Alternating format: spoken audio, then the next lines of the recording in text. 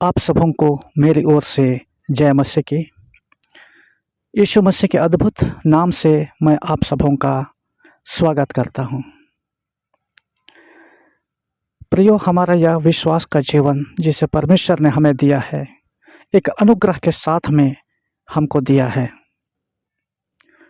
जब हमने परमेश्वर का वचन सुना, उस पर विश्वास किया, उद्धार को प्राप्त किया और तब उसने हमारे सारे पापों को उसने क्षमा कर दिया, जिसको हम उद्धार प्राप्त करने से पहले हम किया करते थे।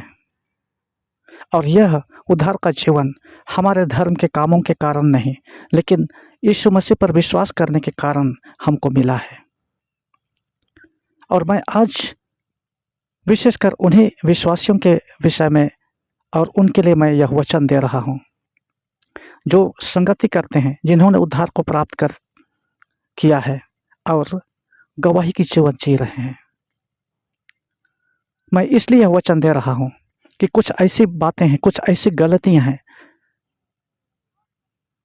जिसको करने के कारण परमेश्वर के प्रतिफल को जो उसने देने का वायदा किया है खो देते हैं।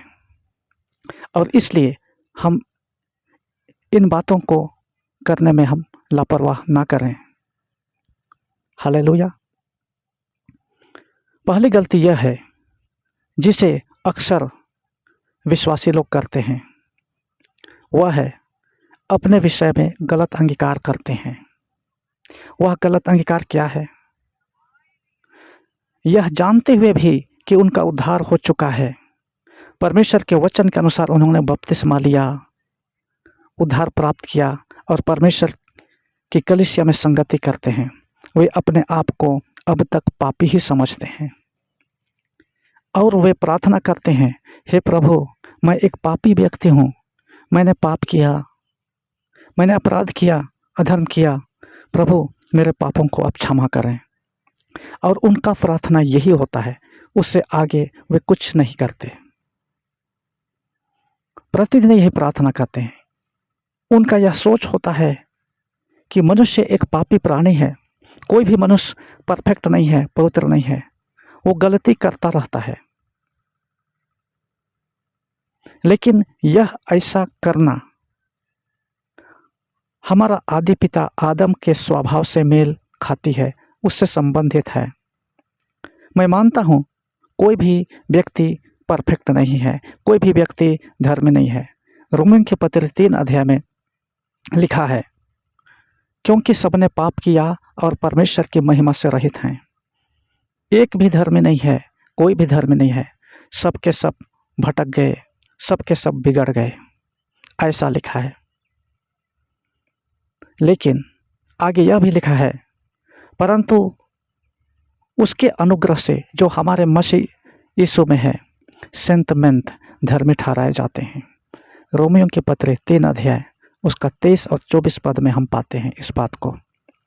परमेश्वर का अनुग्रह यह हुआ कि जब हम पापी थे, अपने बेटे को स्वर्ग से इस पृथ्वी पर भेजा और हमारे पापों का समाधान करने के लिए उसका लहू को बहा दिया, ताकि उसके लहू बहाए जाने से हमें क्षमा मिले। इब्रानियों के पत्र 9 अध्याय उसका 22 पद में लिखा है, बिना लहू बहाए पापों की क्षमा नहीं होती, इसलिए यीशु मसीह को हमारे पापों को क्षमा करने के लिए इस पृथ्वी पर आया, लहू बहाने के लिए। और उस कार्य को जिसने उसने किया, उसको हम विश्वास के साथ अंगीकार करते हैं कि हमारे पापों को यीशु मसीह ने क्षमा किया, और तब हम उसकी आज्ञा के अनुसार बपतिस्मा लेकर के उद्धार पाते हैं। हम परमेश्वर के संतान बन जाते हैं, हमारा पाप क्षमा हो जाता है और तब उसने हमें धर्मी घोषित कर दिया है। हालेलुया। पहला कुरिन्थी 6 अध्याय उसका 11 पद में लिखा है, और तुम में कितने ऐसे ही थे, परंतु हमारे प्रभु यीशु मसीह के नाम से और परमेश्वर की आत्मा से धोए गए और पवित्र हुए और धर्मी ठहरे। परमेश्वर ने हर एक विश्वासी को जो परमेश्वर के वचन पर विश्वास किया, बपतिस्मा लिया, उद्धार पाया, उनका पाप क्षमा हो गया है। अतः मैं फिर एक बार मैं यह जता देना चाहता हूँ और स्मरण दिलाना चाहता हूँ, आप का पाप क्षमा हुआ यीशु मसीह के नाम से।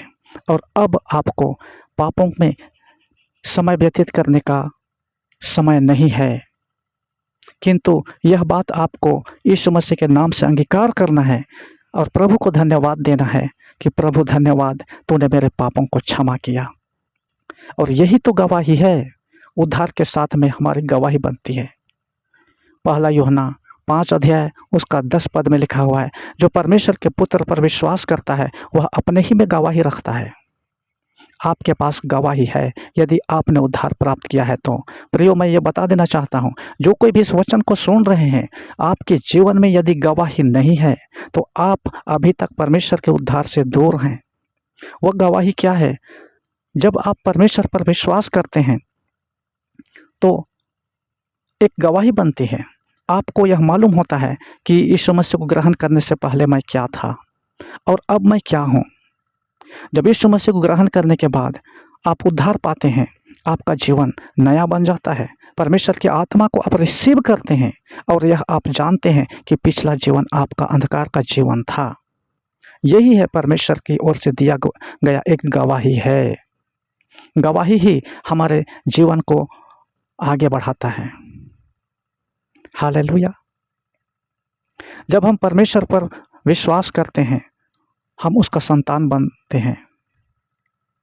रोमियों की पत्री 8 अध्याय उसका 9 पद में लिखा हुआ है, यदि परमेश्वर का आत्मा तुम में बसता है तो तुम शारीरिक दशा में नहीं किंतु आत्मिक दशा में हो। जिसके पास परमेश्वर का आत्मा नहीं, वह उसका जन नहीं है। हालेलुया। परमेश्वर के वचन में लिखा हुआ है, जब आप विश्वास करते हैं परमेश्वर आपके पापों को क्षमा कर दिया और वह अपने आत्मा को दे दिया और तब आप उसका संतान बन बैठे।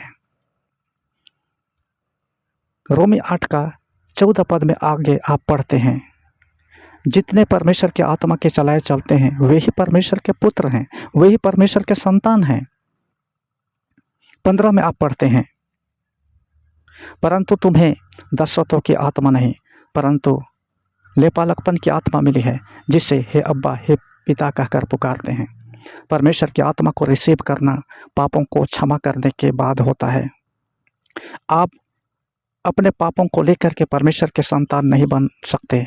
अपने पापों के साथ में परमेश्वर को प्रसन्न नहीं कर सकते हैं। अपने पापों के साथ में परमेश्वर की आराधना नहीं कर सकते हैं। परमेश्वर ये चाहता है हमारे पापों को हमारे जीवन से दूर करें और कभी उस पापों को हम ना करें। परमेश्वर की यही इच्छा है।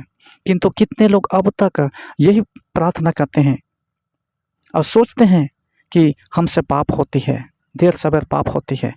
मैं भी जानता हूँ पाप होती है, लेकिन जब परमेश्वर अपनी आत्मा को दे देता है वह हमें उस पाप से बचा करके रखता है। पहला यूहन्ना 3 में लिखा हुआ है, जो परमेश्वर से जन्मा है वह पाप कर ही नहीं सकता है, क्योंकि उसका बीज उसमें बना रहता है, आपको पाप से बचा करके रखता है। प्रियो, मैं एक बात स्पष्ट कर देना चाहता हूँ, पाप करना अलग बात है और पाप में जीवन व्यतीत करना वो अलग बात है। पाप होती है, लेकिन तब जब आपका उद्धार का जीवन नहीं है आपके पास। हालेलुया। पाप के विषय में वचन बहुत ही क्लियर है प्रियो। परमेश्वर नहीं चाहता है कि हम पाप करते रहें और क्षमा मांगते रहें। परमेश्वर चाहता है यदि आपने पाप किया, आज उस पाप का अंगीकार आपने किया, परमेश्वर को पाप क्षमा मांगने के बाद उसने पापों को क्षमा कर दिया और तब उसके बाद और दोबारा नहीं चाहता है परमेश्वर कि उसे पाप को आप करें। पापों का अंगीकार करना क्या है?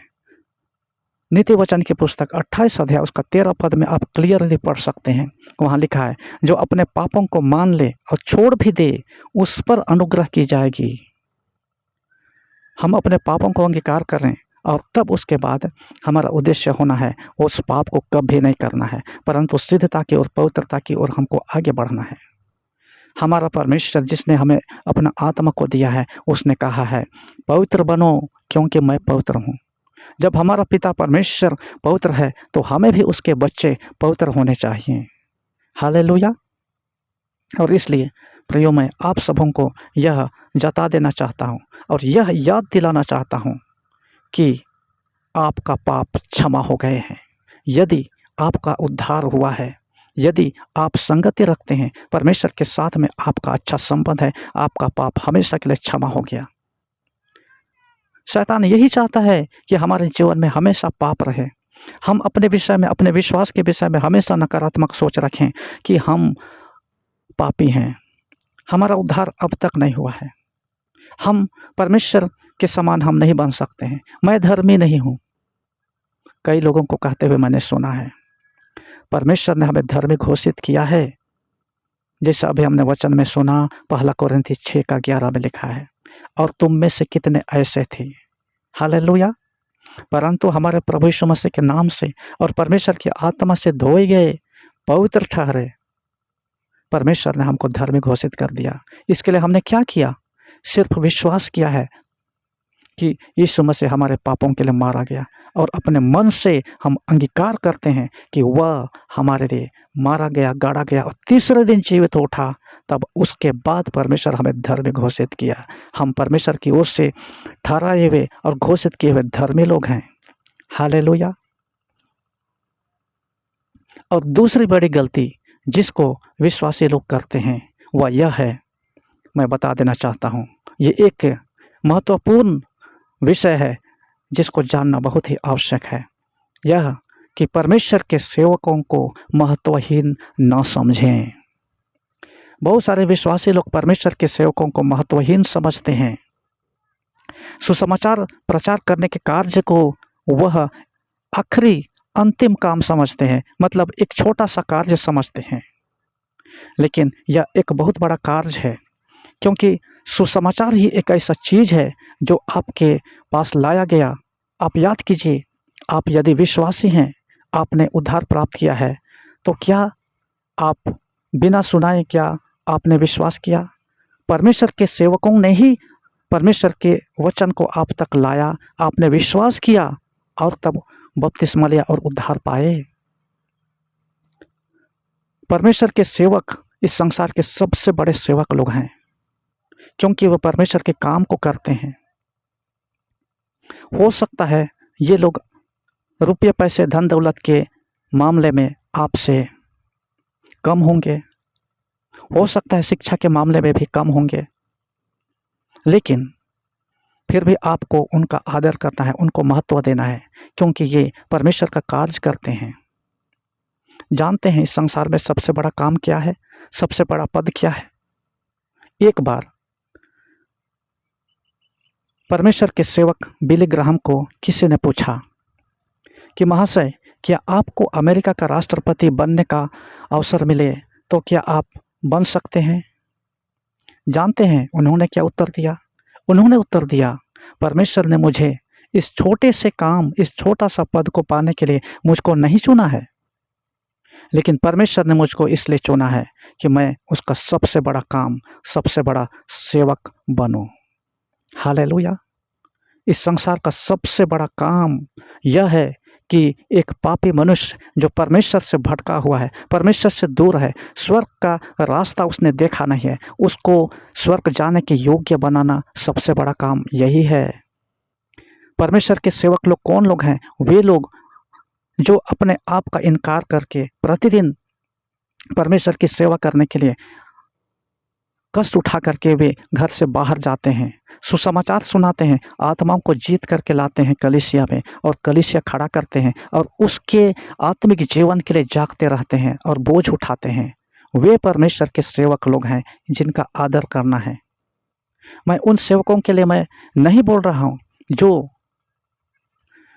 सेवा करने को एक जीविका का साधन बना बैठे हैं, लेकिन मैं उन सेवकों के विषय में मैं बोल रहा हूँ जो सेवा करना उनका एक जीवन है, मजबूरी नहीं है। इनके साथ में अब्राहम का प्रतिज्ञा है जो परमेश्वर ने किया है। उत्पत्ति की पुस्तक 12 अध्याय में, जो तुम्हें आशीष दे मैं उन्हें आशीष दूंगा और जो तुझे कोसे मैं उसे श्राप दूंगा। हालेलुया। यदि आप परमेश्वर के सेवकों का आदर कीजिएगा, परमेश्वर आपको बढ़कर आशीष देगा। आप परमेश्वर के सेवकों को महत्वहीन समझिएगा, आपको आशीष नहीं देगा, आपको श्राप ही देगा। कई एक परिवार में मैंने ऐसे देखा है, जो परमेश्वर के सेवकों का महत्वहीन समझ करके वे आज तक उन आशीषों को प्राप्त नहीं कर पाए हैं प्रियो। और इसलिए मैं आपको स्मरण दिलाता हूँ।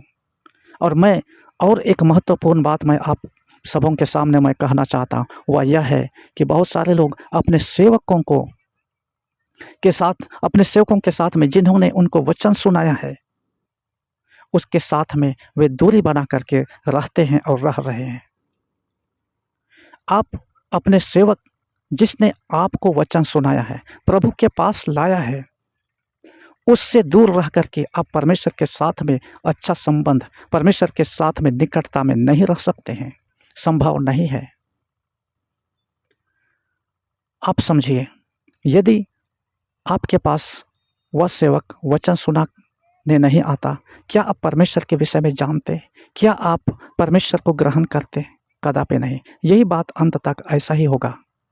और इसलिए आप आत्मिक जीवन में उन्नति चाहते हैं, आपके पास्टर से आप मिल के रहिए, संगति में आइए।